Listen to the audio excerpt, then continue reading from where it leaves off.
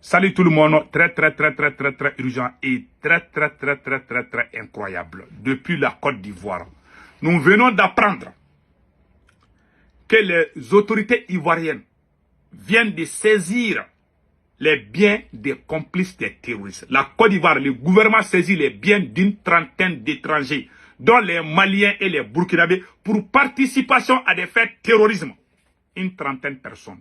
Donc 15 ressortissants burkinabés, 7 Ivoiriens, 5 Maliens, 1 Gambien, 1 Mauritanien. On va décortiquer cela tout de suite. La deuxième nouvelle, l'alliance entre les terroristes depuis Tinzaouaten. Les rebelles maliens et nigériens se sont rencontrés en fin août pour renforcer les relations. Les deux groupes terroristes se sont rencontrés en fin août à Tinzaouaten pour empêcher l'armée malienne de conquérir Tinzaouaten. Donc, les terroristes sont en train de se regrouper. Tous les terroristes là, ils sont en train de faire l'alliance à Tinzaouaten. C'est ça qu'on vient d'apprendre. La troisième nouvelle,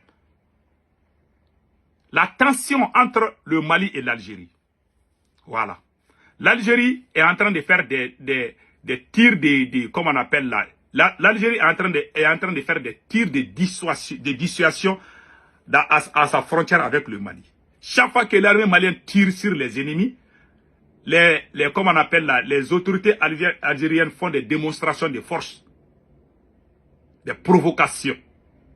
En tout cas, ce qui est sûr et certain, le Mali va récupérer Tinzaouaten et il n'y aura pas de conflit direct entre l'Algérie et le Mali. Je ne pense pas. Il peut y avoir des tensions, mais ça va se rabaisser. Cette guerre-là, ça n'arrange personne. Ça n'arrange ni l'Algérie et ni le Mali. Voilà. Prions le Tout-Puissant Allah que les choses se passent bien. En tout cas, le Mali va récupérer Tinzaouaten. Et nous sommes sur la bonne voie aussi. Et nous avons besoin de vos prières. Voilà. Cher peuple du Sahel. La troisième nouvelle aujourd'hui, voilà. Un complice terroriste selon la passe FL24. Voilà. Abdoulaye Diko, il était chauffeur d'un projet. Et c'est ça qu'on vient d'apprendre. Voilà. Donc, il paraît que c'est lui qui donnait les médicaments aux terroristes, qu'il a été arrêté depuis Djibo au Burkina Faso. On va parler de ça. Donc, mes chers amis, voilà entre autres ce qu'on vient d'acquérir. Donc, nous allons partir en Côte d'Ivoire. Voilà ce qui vient de se passer en Côte d'Ivoire. Et la Côte d'Ivoire vient de... Voilà. La Côte d'Ivoire vient de saisir les biens de 29 personnes gelées pour une période de 6 mois. Dont des marabouts et des commerçants, maliens, burkinabés, gambiens et mauritaniens. Parmi ça, il y a 15 ressortissants burkinabés, il y a 5 maliens, 7 ivoiriens, 1 gambien, 1 mauritanien. Les noms sont cités. Et tous ces gens, voilà. Les maliens et, comment on appelle là, tous ces gens sont des résidents. Voilà, ils résident tous en Côte d'Ivoire. Hein. Ils résident tous en Côte d'Ivoire. Les noms sont là. Il y a Bakari, un commerçant malien qui a 58 ans. Voilà. Beidari Guindo est un malien, est un commerçant malien résident à Abidjan. Il a 58 ans. Voilà. Il y a aussi voilà. Et la deuxième personne, ça c'est Guindo Boureima. Guindo Boureima est un commerçant de 61 ans. Il réside à Côte d'Ivoire. Il y a aussi Biabou. Voilà, il y a aussi Ba Aladou. Un boucher malien de 48 ans. Avec des Gambiens. Il y a Ousmane Diallo. Lui, il est burkinabé, il a 21 ans.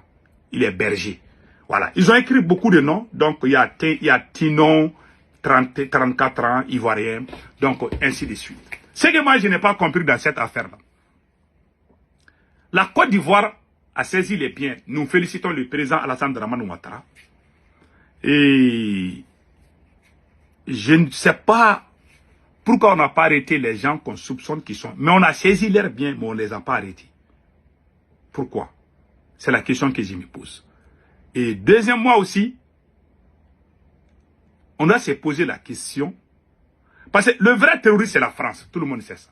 Qui finance les terroristes? C'est la France. Mais la France travaille avec l'armée ivoirienne. Voilà. L'armée française travaille avec l'armée ivoirienne. Et tout le monde est unanime là-dessus. Les gens que nous on appelle terroristes, la France les appelle les rebelles. Ils ont des contacts depuis Paris. Ils ont été formés. Ils ont travaillé. Ils recrutent des enfants soldats. Mais la France va accepter de travailler avec les terroristes. C'est pas moi qui ai dit. Hein. C'est la France elle-même qui a dit ça. Je vais vous montrer la vidéo là. Je pense que je dois avoir la vidéo là. Je m'excuse, hein, mais il faut que je montre cette vidéo pour que les gens sachent. Je n'accuse pas. Hein. Ce sont les journalistes français même qui disent que c'est la France même qui collabore avec les terroristes. Cette vidéo est ici. Je vais vous montrer ça tout de suite. Voilà. Écoutons. Oui, ils ont été proches des djihadistes, ils recrutent des enfants soldats selon l'ONU, mais la France va accepter l'aide proposée par le MNLA, sans le dire officiellement à ce moment-là, au titre d'un vieux dicton, les ennemis de mes ennemis sont mes amis.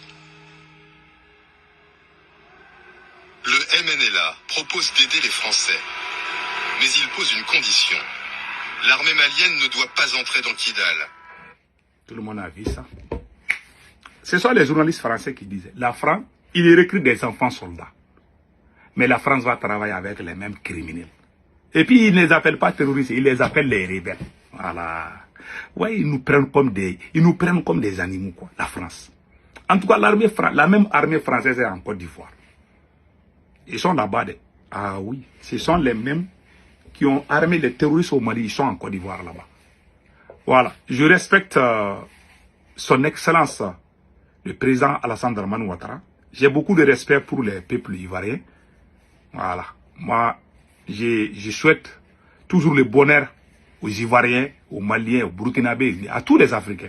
Mais franchement, cette affaire-là est trop ambiguë. Voilà. Quelqu'un qui est terroriste, quelqu'un que vous pensez qu'il est terroriste, vous ne l'arrêtez pas, mais vous saisissez ses biens seulement. La première des choses, c'est de les arrêter. S'ils sont des terroristes. On ne sait pas s'il y a autre chose derrière. En tout cas, le vrai terroriste, ça c'est ce que je viens de vous montrer tout de suite. En tout cas, point d'interrogation. Je ne vais pas aller au-delà de ça. Je ne vais pas faire plus de commentaires. Voilà ce qu'on vient d'apprendre. Il paraît qu'il y a même eu, parce qu'il y a eu une coïncidence. Au même moment, il y a eu des arrestations. Ce qu'on vient d'apprendre sur les réseaux sociaux, je ne sais pas si c'est vrai. Il y a eu des arrestations de certains officiers supérieurs de l'armée ivoirienne. Tentative de coup d'État. C'est après ça qu'on a arrêté certains étrangers. Est-ce que les deux là il y a les liens entre les deux? Je ne sais pas. Point d'interrogation. En tout cas, voilà ce qu'on a pris. Je ne vais pas me mêler dans les problèmes ivoiriens. Mais voilà, j'ai dit ce que je vois. Et je m'arrête là. Je ne veux pas dire que Ouattara a raison ou bien il n'a pas raison. Je m'arrête là. Parce que je ne connais pas la réalité. Voilà, entre autres. Passons au deuxième sujet. On vient d'apprendre que les terroristes sont en train de faire alliance. Pour que l'armée malienne n'entre pas à Tinzaouaten. Mes chers amis, ils ont fait la même chose. La vidéo que je vous ai montrée, la France, heureusement que la France n'est pas là. Donc, les terroristes du Mali, du Niger et partout au Sahel, là, nous on a créé AES, Alliance des États. Les terroristes, eux aussi, ils ont l'air AES. Ils ont fait la rencontre à Tinzaouaten en fin août. Moins d'une semaine seulement. Il y a quelques jours seulement, ils ont fait la réunion là-bas. Voilà, les terroristes, eux aussi, ils sont en train de recruter pour se positionner à Tinzaouaten. Ils ne veulent pas quitter Tinzaouaten. La seule localité qu'ils tiennent aujourd'hui, ça c'est Tinzaouaten. Si l'armée malienne arrive à les chasser tous à Tinzaouaten, alors certains vont aller à Paris, d'autres vont aller à Alger. C'est tout, hein. Il n'y aura plus un endroit où ils iront. Mais le Mali ne va laisser aucun centimètre carré à qui que ce soit.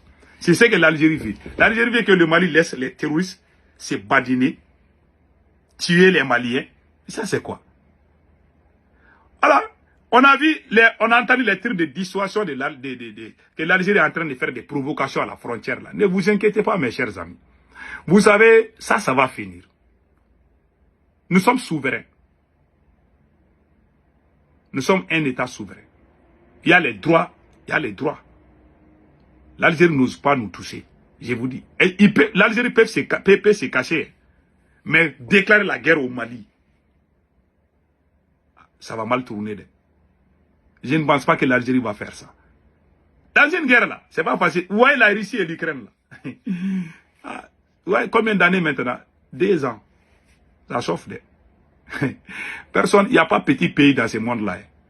Même si tu as armes nucléaires là, il n'y a pas petit pays dans ce monde. Hein. Donc faisons beaucoup attention. Moi, je n'aime pas la guerre. Les Algériens, ce sont nos frères. Ce sont les autorités algériennes qui vraiment qui sont en train. Les problèmes, c'est les chefs d'État. Hein. Les populations, c'est moi. Les Algériens, c'est des gens que j'adore beaucoup. Mais les autorités algériennes, ouf, goto. Donc, allons-y avec, voilà. Voilà ce qui a été dit. L'Algérie provoque. Mais ne vous inquiétez pas, rien. Allons-y maintenant au Burkina Faso. Mes chers amis, depuis Ouagadougou,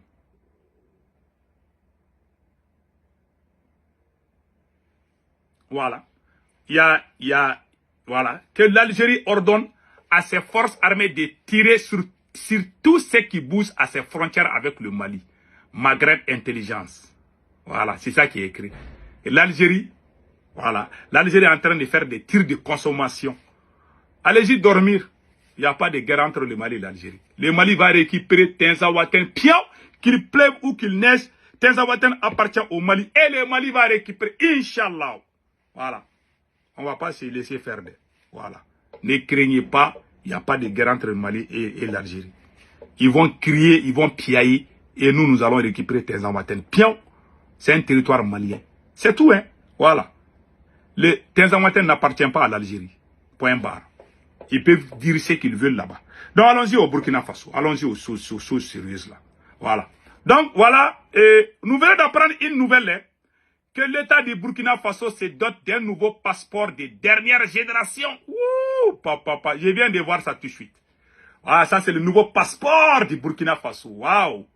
Félicitations aux autorités burkinabées. Ouais, c'est tellement joli là. Voilà. Je pense que le capitaine va... Je vais aller prendre un de ces passeports-là. Voilà. Donc, mes chers amis, voilà. Voilà un complice des terroristes arrêtés depuis le Burkina Faso. Selon la page FL24.